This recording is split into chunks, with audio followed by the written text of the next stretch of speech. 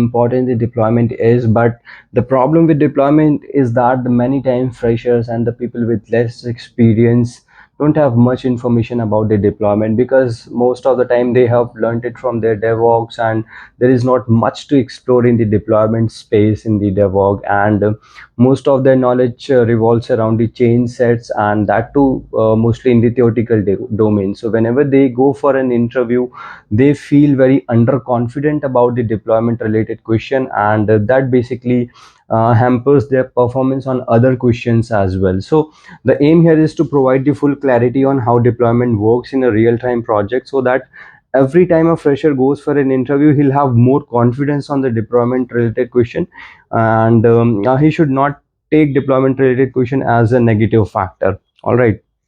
So first I'll be explaining how deployment actually works in a real-time project, and then I'll talk about what a Salesforce developer or a fresher do if he want to explore more on the deployment in a practical way rather than just the theoretical knowledge. All right.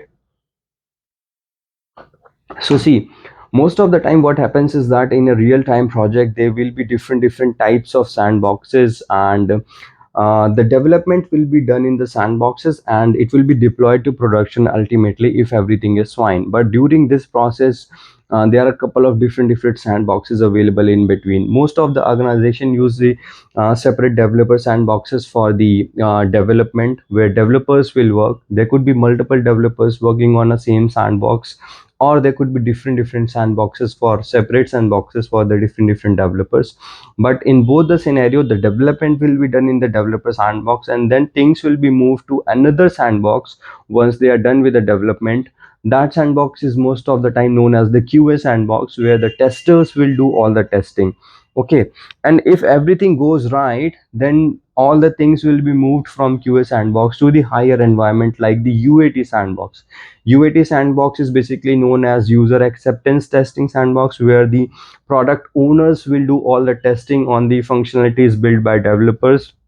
They'll try to see if it is working perfectly fine or not with the help of real-time data. So most of the time this is the sandbox where we'll be using the full copy sandbox, so that we can test with the real-time data, and then if everything is fine, we can move things to production. There could be a couple of other sandboxes in between, basically like integration sandbox, uh, the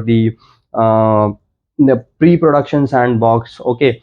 But the theme will always be same. Developers will do development in a developer sandbox, then it will be moved to QA for testing, it will be moved to UAT for user acceptance, and then it will move to the production. So that's how the development cycle work. Okay. There are different tools of doing the deployments, like chainset, which is very basic and very limited functionality. If you have a huge functionality to deploy, it will be really difficult task to do it with the chainsets, because you have to pick everything manually one by one, and that is why there are other deployment tools like AutoRabbit, Copado, Flossom, and companies also use the extreme the chains, the VS Code, Source Tree, Bitbucket, and the Jenkins to do automate everything.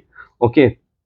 So that deployment is something, the aim of deployment is not only to move things from one org to other org, but also to have a version control system in the backend. So if anything goes wrong, they can roll those things up, they have a backup. So if everything goes right, they can explore those, they can get those things, extract those things from the Git repository as well. So if you are somebody who is new, want to explore more, try to understand the basics of Git. And then Salesforce has recently launched the DevOps Center. I highly recommend you to get some hands on the DevOps Center, deploy it in your dev org, deploy it in your dev org, and then use the Scratch orgs, create them via VS Code, couple of Scratch orgs, let's say to create two Scratch orgs. One will be for development, other will be for QA, and treat your developer box as a production, and try to mimic the functionality which we use in the real-time production environment to do all these things in the DevOps Center. DevOps Center is going to be really huge in future.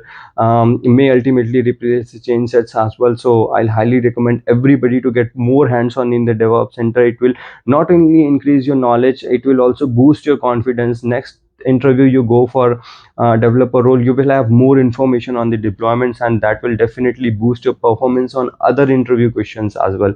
So feel free to explore, and in case of any doubt, feel free to ping me on LinkedIn. I'll be more than happy to assist you on doing this, or if you face any issue or problems, I'll be more than happy to help you. Thank you, everyone.